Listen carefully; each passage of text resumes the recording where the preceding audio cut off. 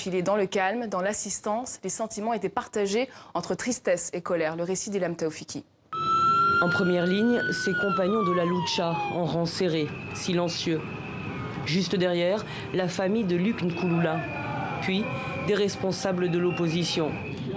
Et pour fermer le cortège, des anonymes venus accompagner le cercueil de l'activiste décédé dans l'incendie de sa maison le week-end dernier.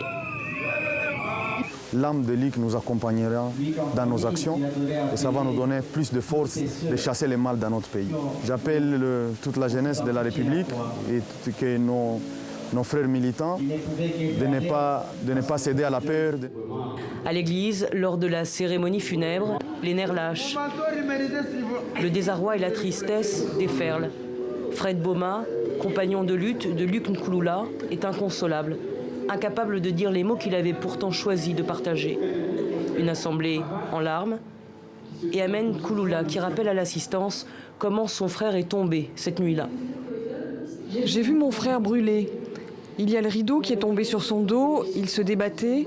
Il m'a dit « Ma prunelle va loin, s'il t'arrive quelque chose, je ne saurais pas me le pardonner. » Il brûlait, il est tombé, il me regardait avec un sourire. Je peux dire une chose, mon frère m'a vraiment aimé. Le temps des larmes, des funérailles, mais ici personne ne perd de vue la seule question qui compte. L'incendie dans lequel Luc Nkouloula est mort, est-il criminel ou accidentel? Les membres du mouvement citoyen comptent suivre de près l'enquête sur un feu suspect selon eux. Le parquet a accepté l'aide de la MONUSCO durant la procédure. Un expert des Nations Unies a été dépêché sur place.